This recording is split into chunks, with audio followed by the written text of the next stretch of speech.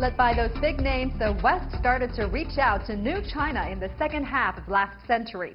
Years of isolation and confrontation came to pause as China established diplomatic relationships with Western nations one after another.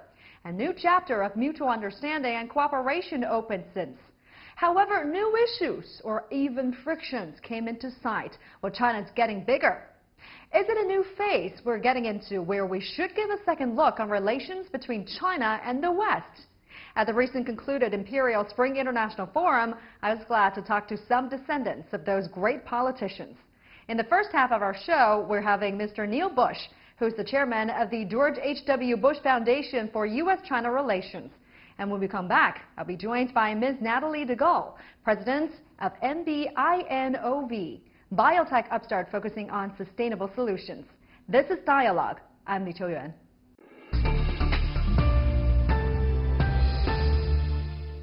Thank you so much for coming in, Mr. Bush. Thank you. Now, since your last appearance on the show, a lot has actually happened. New development regarding the trade war, new development regarding Hong Kong. Some say that China and U.S. relations are going through some very challenging time and even say, well, this could be the new norm for the decades to come. Competition or rivalry will be the main tone. Your thoughts on this? First of all, I'm not so sure that there's much that's changed on the trade war, because we're still involved in a trade war. There's still uncertainty about the conclusion of this trade war. I'm optimistic, though, long term. I believe our relationship is so intertwined that we have so much that we share in common than what divides us. And I believe most of the American people don't believe China is an enemy or the devil that's coming to take over America or having, ill intent. So as politicians figure out that over the past 40 years, the United States has won tremendously from our bilateral relationship with China. We've been winners because our economy has grown, to very high levels. Our influence in the world has grown to very high levels. We've benefited by the thousands, hundreds of thousands of students that have come from China to the United States. And I think politicians will wake up and say, you know what, China's not that bad after all. Their rise isn't an existential threat to our security or to our economy. But right now I don't see much hope for an end to the current situation. We have a White House that I'm afraid is belligerent to China. In part, not all of the people working in the White House, but there are those that want to see China fail. They want to see China, crumble as an economy. And there's a heightened state of fear that is irrational, in my opinion, and I think it'll subside over time. And then now reflected in trade war too. So about this trade war, how do you assess the damage and progress being made so far? I believe we've just finished our 13th round trade talks between negotiators. The good news is there have been 13 rounds of talks, okay? And I mean, so if you look at the recent history of U.S.-China relations, we've had bumps in the road, and every time there's a dip, we have more communications between our countries. And when you come out of the dip, we have a stronger, deeper relationship because of the conversations and dialogue that takes place. So I'm really excited and happy that there are deep discussions taking place. I think there need to be more discussions, more dialogue at different levels, military to military, treasury to treasury, president to president, but all kinds of dialogue, just because when you have dialogue, and this is my father's basic philosophy in life when he was a living leader of the United States. When you have dialogue, you inevitably build trust and understanding, and from trust and understanding, you can develop relationships that lead to collaboration and a resolution to conflict. So I'm excited that there's more and more dialogue, and I think out of that will come positive results over time. And by the way, if and when China and the United States agree on issues related to trade, the opening of markets, cracking down on intellectual property theft, and the things that are on the table right now, China is gonna have a huge benefit from it. There's no doubt in my mind that having these close ties in a more kind of moderated or regulated way, that's kind of with a newly defined parameters for our relationship, will be beneficial to both China and the United States. And I don't think the damage that's been caused from the current tensions will be long term. I think that the breaking of you know, supply chain and all the kinds of things you hear about, those will be resurrected and repaired rather quickly because our country needs China, China needs us, and there's just a giant, you know, win-win scenario out there for our two countries. How does the American business community look at this trade war? And not only the business community, every ordinary Americans, how do they see this trade war? How's it impacting I don't think their Americans, lives? sadly, are engaged in it, which is one Not of the so problems. engaged. No, they don't really understand, and I shouldn't belittle our American population, but we're more inward looking and more, you know, we cared more about what's on TV and, you know, with the Kardashians, you know, and what's on our handhelds. Businesses, though, I do think that have a stake in the game, you know, are hoping that the trade war will be solved and that the playing field will be leveled and that they'll have access to markets here that the Chinese have in the United States. Having said that, you know, I wonder what Chinese businesses think when they can't gain access to the markets in China. I hope or in the United States. I hope there's reciprocity in the considerations being given. I know a lot of businesses in China that want to establish a presence in the U.S. to create jobs and invest, but there are new, stricter rules that prohibit that. So, I mean, so long as the trade negotiation is reciprocal and respectful and comes to the conclusion where both sides win, the businesses in the U.S. will be 100% behind it. How do you think the trade war will end? Let's break it down. Let's explore several scenarios. So first, an all-out war with market completely closed to each other. That'll never happen. U.S., China withdraw investment from each other. Never happen. Yeah, I mean, the president said, okay, I'm going to demand that nobody makes any investment. We're going to withdraw all companies from China. That's never. And tariffs going to be made permanent. Yeah, I mean, it's crazy to consider permanent tariffs, or it's crazy to consider decoupling. It's crazy to consider these radical moves that would move us away from each other from a bilateral trade perspective. It doesn't make any sense. The roots of the relationship, the trade relationships, are so deeply buried in the ground that I believe that even with these winds that are blowing, it'll survive, and our relationships, business ties and trade relationships will continue to flourish down the road, especially when the trade negotiations are finished. And it may not happen this year, it may not happen under this president, but at some point we'll end up having trade relations with China that's normalized, where we reduce or get rid of tariffs. It depends. You know, everybody's got the right, I guess, to put tariffs on to protect certain industries, you know, so that the jobs and that kind of thing are maintained. But there's no rationale behind U.S. tariffs. So you don't think that's a likely scenario. What about the other two? A new status quo, where you know, China continues to move up its value chain and continue to reduce the reliance on foreign technology and investment. And third, a trade deal where you see concessions from both sides, or even just from one side, where the major sticking points from the United States side get resolved. China solve its structural problems, its competition from SOEs. Do you see that happen? I hope so. I hope there's going to be major concessions made on both sides so that we can get our trade relationship back in gear. I'm curious about the SOE situation. I'm not sure what concessions we're trying to get from regarding SOEs. I mean, the Chinese system, you know, is kind of built around SOEs. Now, there's more and more energy in the Chinese economy from entrepreneurs that are starting private businesses, and the Chinese, you know, propensity for developing business and being innovative and that kind of thing is growing, and there's like this wildfire that's taking place that eventually will overcome and take over the size of the SOEs. But to say to the Chinese, you can't have SOEs, that doesn't, I don't understand how that's even how you can begin the negotiation on that. So there may be incremental steps that are taken, you know, that address issues where the Chinese can clearly step in and open the markets to U.S. investment, open the markets to U.S. companies participating, owning more shares and that kind of thing. You know, hopefully, I mean, one of the big sticking points in the U.S. and one of the optical issues that keeps being raised is the theft of intellectual property. you know, it's presumed that the Chinese are just natural con artists that come in and, you know, use cyber backdoors to try to steal technology from private sector, from military, and all these different sources. So if we have agreements that relate to intellectual property, and then there's enforcement, I mean, real enforcement, that'll go a long way towards building much closer ties and friendship going down the road.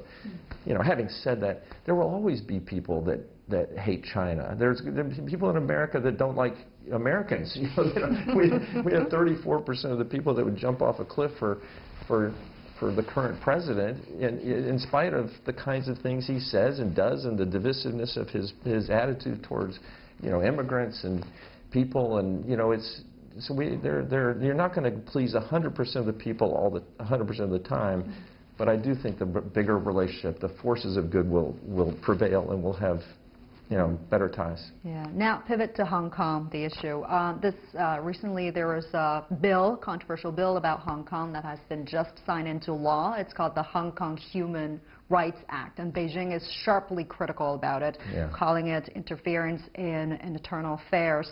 This bill basically requires the U.S. Secretary of State to certify every year the status on Hong Kong, whether it's remaining, you know, a certain amount of autonomy. How do you look at this? What does it do to the relations between the two countries? If I were in Hong Kong and were to meet with a group of the people that are protesting, my first question would be, what freedoms are you seeking that you don't already enjoy? You know, what setbacks have you incurred under this one China, two systems policy? You know, back before Hong Kong was switched from the British to the Chinese, they had fewer rights in terms of electing officials. There had been an increase in the kind of elected representational government, you know, since the Chinese takeover. As far as I know, I haven't heard of any of my Hong Kong friends that have complained that their freedoms are being ripped from them, or there's some kind of a communist takeover, or there's some kind of a nefarious effort to try to subvert their way of life.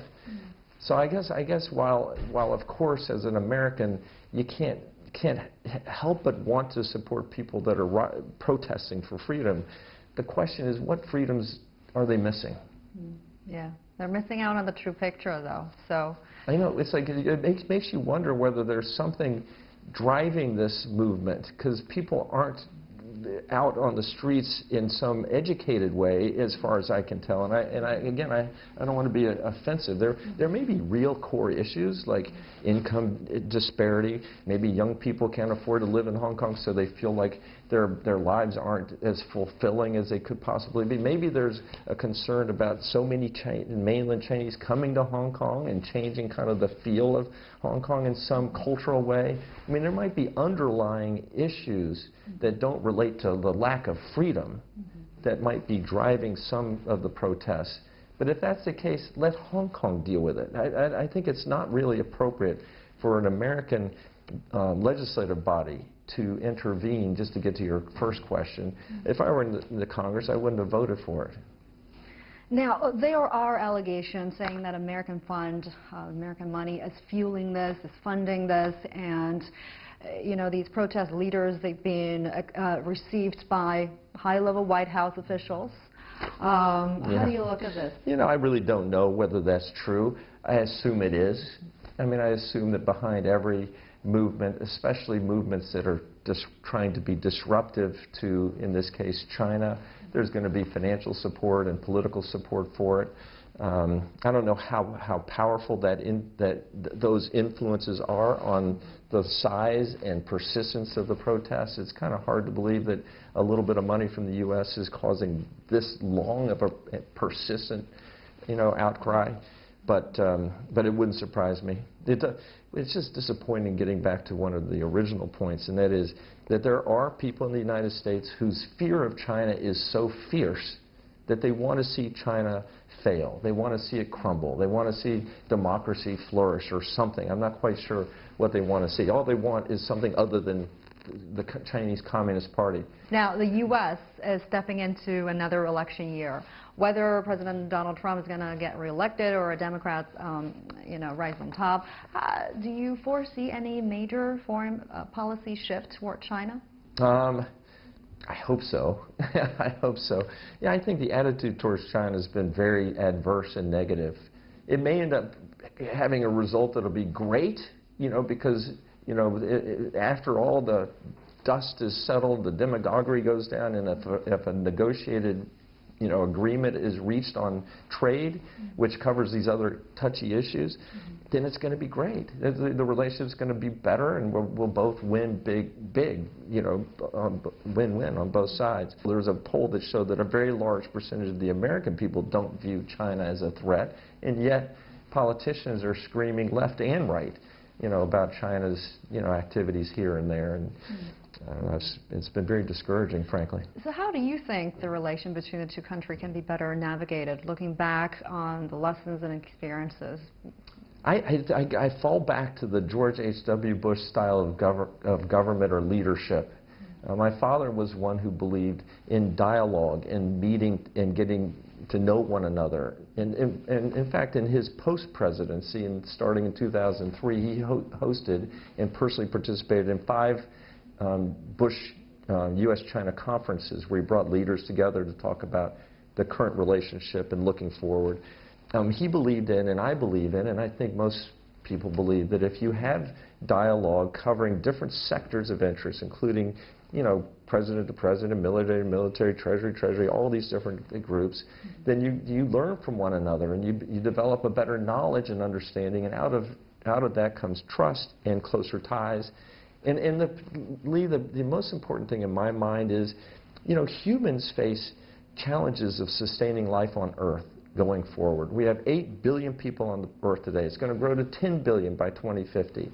We have issues related to food security, water supplies, infectious disease outbreak, climate change. We have all these things. There's going to be new areas for potential exploration together, including space exploration, medical research, all these things. We shouldn't be putting up walls. We should be breaking down walls, and we should be working multilaterally to come to solutions to help humans. I believe that the Chinese leadership is benevolent and that they care about the well-being of its people. I believe most leaders in the United States are benevolent and care about the well-being of our people. It's true of leaders all over the world, for most of the places around the world. The people that are benevolent, kind, and care about the people of the world should unite to find solutions to human challenges, and they're growing. They're growing rapidly, right in front of our eyes. Right. Mr. Neil Bush, thank you so much for your time. We appreciate your coming. Thank you. It's my pleasure. Thank you.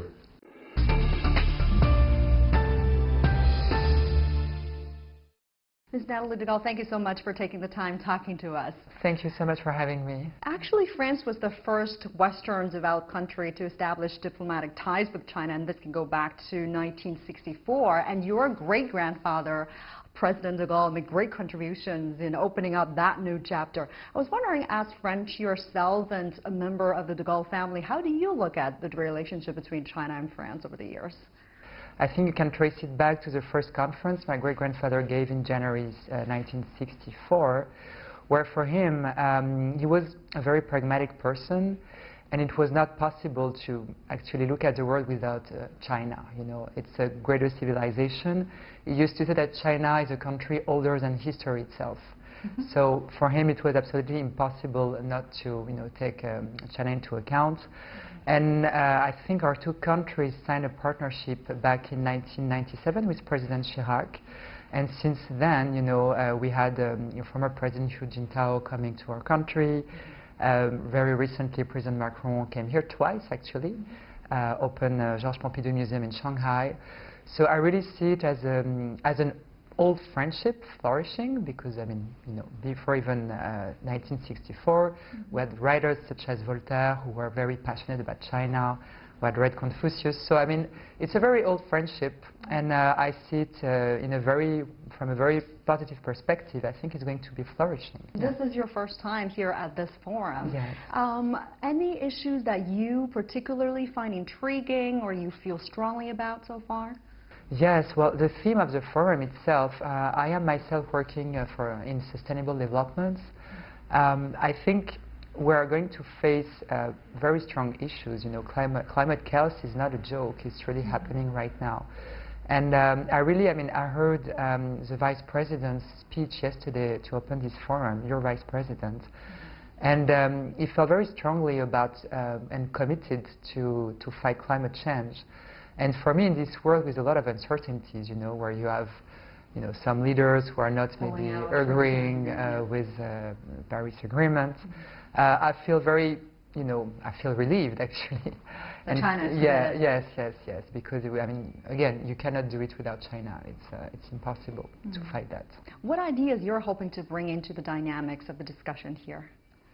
Well, just a very simple idea that multilateralism is not dead, you know. Nobody, no country can do it by itself. I think the world, since General de Gaulle, has changed a lot, obviously. We're facing new challenges, you know, with artificial intelligence and the workforce, and on the other side you have climate change. So it's a changing world. Nobody really knows what will happen in a decade.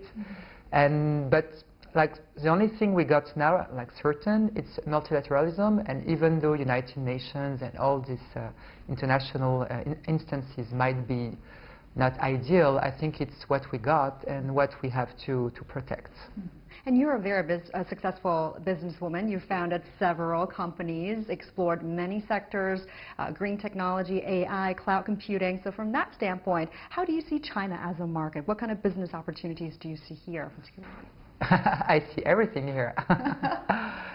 Well, especially for tech and for green tech, and being here in Guangzhou and being the richest, you know, region of China, I see all the opportunities, all the entrepreneurial spirit. I've been very impressed actually with people, Chinese people I spoke to yesterday and during the whole forum. I think there's a real vision and an optimism that sometimes we lack in Europe, you know. You feel like you can do anything here and that you have all the resources, obviously the brains, the technology, the infrastructure. So, I mean, I would love one day to you know, come open a company here. Oh, that's fantastic. Yeah. Now, your president, French President Emmanuel Macron, just recently said at the G7 summit, we are facing the end of Western hegemony. He's recently also calling NATO is facing brain death. Do you agree with what your leader said, the Western hegemony is now coming to an end? Well, I don't know if it's an end, but I think definitely it's a transformation, definitely. And coming back to what I just said, you know, climate chaos and artificial intelligence, for me, are like huge challenges that we still really haven't taken into account in a European perspective, I believe. The workforce is going to change completely. In 20 years, my children, your children, they won't be doing whatever they've been doing for the past 50 years. So you have all these workforces and climate change issues, and at the same time, the world is changing. You have, like, obviously, the emergence of China. America's right now has been a bit, you know, wanted to be a bit by itself, but again, things evolve quite rapidly. You have the rise of Africa.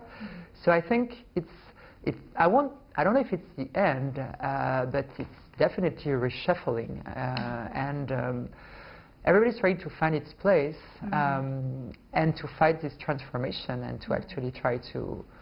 So, end of Western hegemony, I don't know, but transformation, yes, for sure. And how do you look at technological advancement made by China in terms of 5G, AI?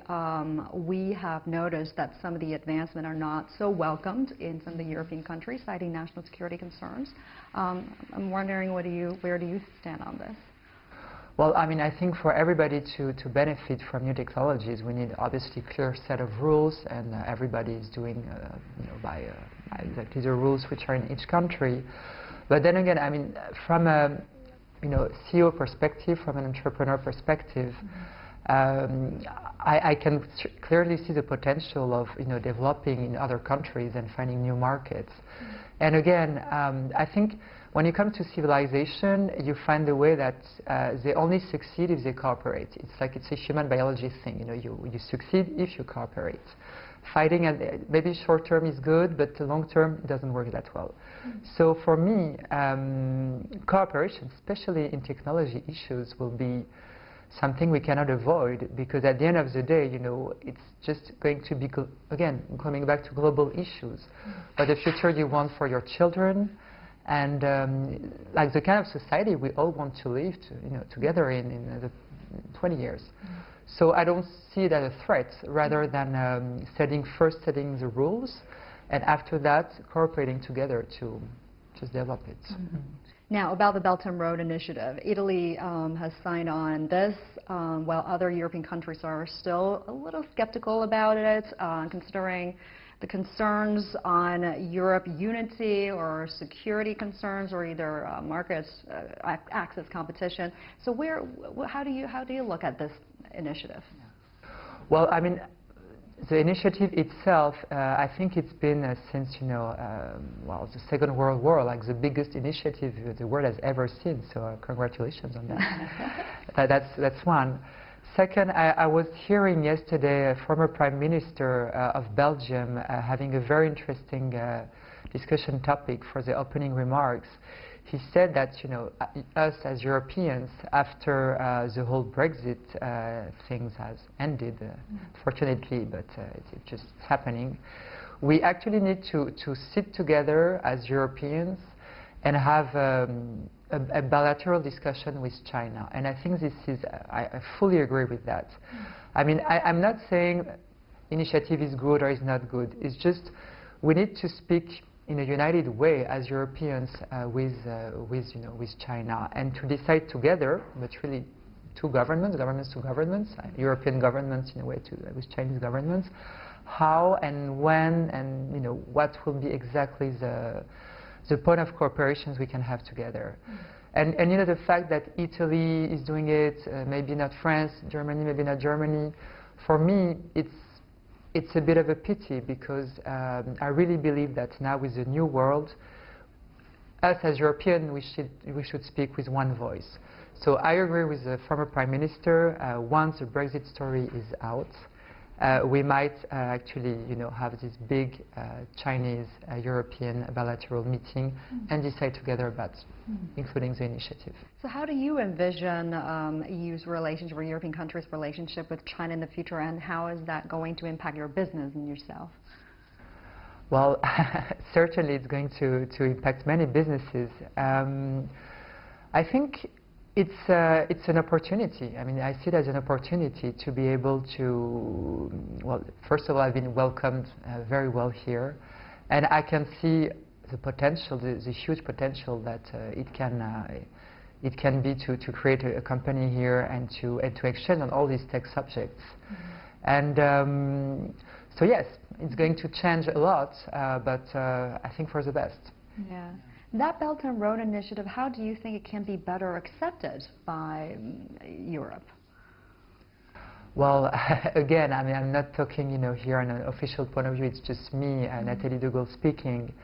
I think usually the problems are created with lack of communication, or with, the perception of something that you have, which actually at the end is not true. So maybe if it's better explained, or and people, if they feel that there's a certain amount of equality in the process, that maybe you get that, but I get that, and a clear set of rules are actually explained from the beginning, I think it can ease things up. But again, dialogue, clear sets of rules, and yeah, just talking, sitting, having these bilateral meetings, and sitting together. Keep the dialogue. Keep the dialogue, yes. Thank you very much for You're your very time. welcome. Good to have you with us. Thank you. Appreciate it.